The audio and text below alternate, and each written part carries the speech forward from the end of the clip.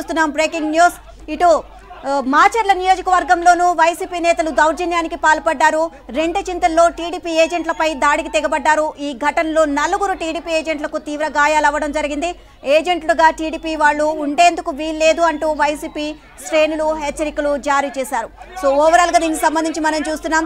So ఎక్కడికక్కడ TDP నేతలు ఎవరైతే ఉంటారో, టీడీపీ తరపున ఎవరైతే సపోర్ట్ చేస్తారో వీళ్ళందరినీ కూడా వైసీపీ నేతలు దౌర్జన్యానికి పాల్పడుతున్న దృశ్యాలు అయితే మనం చూస్తున్నాం. సో చూస్తున్నాం మనం ఇక్కడ తీవ్రంగా వైసీపీ శ్రేణులు టీడీపీ వ్యక్తులపైన దౌర్జన్యానికి అలాగే గొడవకు దిగడం కూడా చూస్తున్నాం మనం.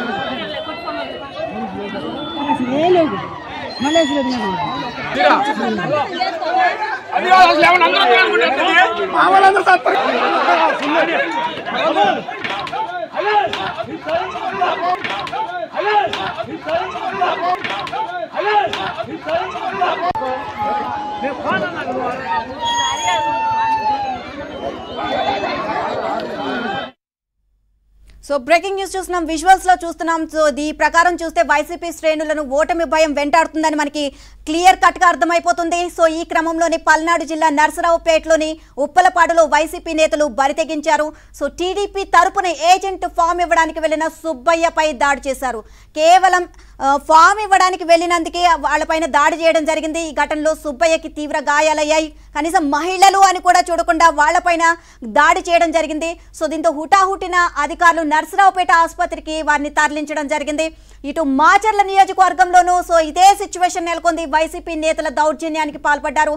రెంటచింతల్లో టీడీపీ ఏజెంట్లపై దాడికి తెగబడ్డారు. ఈ ఘటనలో 4 టీడీపీ ఏజెంట్లకు తీవ్ర గాయాలయ్యాయి.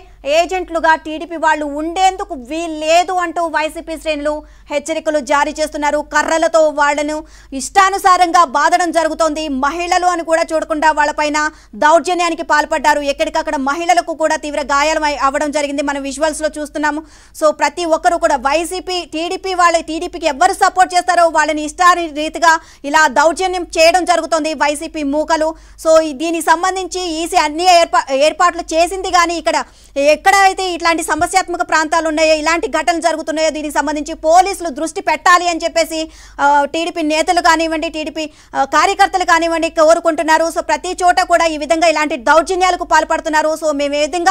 సో మేము కేవలం ఫామ్ ఇవ్వడానికి వెళ్ళాం అంతే, దానికే సంబంధించి మమ్మల్ని ఇక్కడ కొట్టడం జరుగుతోంది అని చెప్పేసి వారు బోర్న విలిపించడం జరుగుతుంది. అటు మహిళలు అని చూడలేదు, మహిళలకు అలాగే పురుషులకు కూడా తీవ్ర గాయాలు అవ్వడం జరిగింది. హుటాహుటిన వారిని ఆసుపత్రికి కూడా తరలించడం జరిగింది.